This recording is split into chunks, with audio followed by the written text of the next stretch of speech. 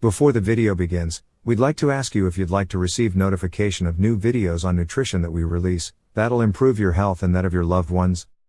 Too easy, just subscribe and remember to click the bell icon and never miss out again. The number one reason nutrients in food have disappeared.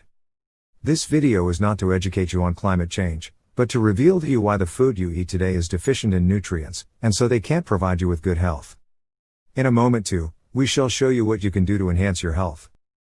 If you're like most people, you're probably feeling a little hopeless about climate change and the damage we've done to our planet. Well, now there's a new way to look at climate change and how to deal with it that might just turn that hopelessness into hope. Climate change, as we know, is all about too much carbon in our atmosphere. But carbon is not our enemy. It's the building block of life. Everything alive is made of it, even us. The problem and the solution are simply a matter of balance. Let's step back and look at the 5 pools where carbon is stored on planet Earth. Starting about 500 million years ago, when plants first appeared on land, carbon began to cycle in an amazing balance between these pools, a balance that allowed for life as we know it to evolve. Then one life form, that would be us, figured out how to extract carbon from the fossil pool, which was pretty much a timeout zone for carbon. We've been burning it for energy, putting into play, and disrupting that balance. The way we manage land and do agriculture is moving even more carbon into the atmosphere. Specifically, we've moved 880 billion tons of carbon dioxide into the atmosphere, which is heating up the planet and destabilizing our climate. The oceans have absorbed a lot of this excess carbon, throwing off the ocean's balance, resulting in ocean acidification and accelerating a mass extinction of sea life. So in order to save life as we know it, of course we need to stop burning fossil carbon. The big question is, where do we put this excess carbon to get the cycle back in balance? So in the last segment, you saw that acidification of the seas is one reason that fish and other seafood have low nutrients. The other major reason is pollution of the seas. In the next segment, you'll see how we can repair the soil to become good again and make sure that plants and animals provide you with enough nutrients. The good news is that the answer is literally right under our feet. It's the soil. Plants, using sunlight and water, naturally perform photosynthesis. They pull carbon in from the air and turn it into carbohydrates, sugars.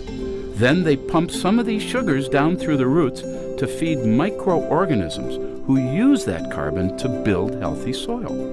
Voila, carbon moved. The plants pump it in, and the soil stores it. Nature's living technology is amazing. Scientists have recently discovered that applying a thin layer of compost can help regenerate healthy soil, setting up an ongoing feedback loop that brings more and more carbon into the soil each year.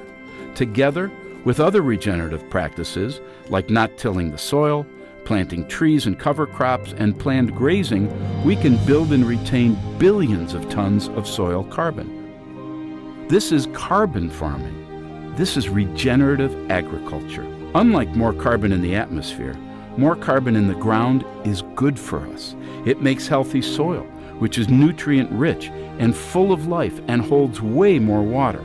This means more nutritious food and crops that are more resilient in the face of drought. That's good news for farmers, families, and everyone who eats.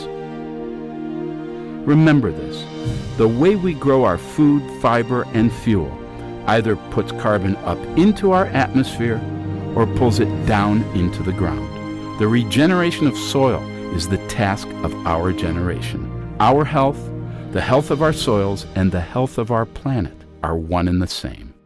And this causes food to be low in nutrients.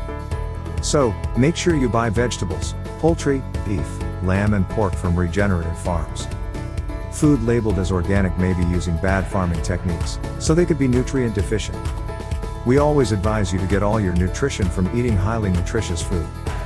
And this short video has shown why you can't trust normal farms to provide you with the correct amount of nutrition.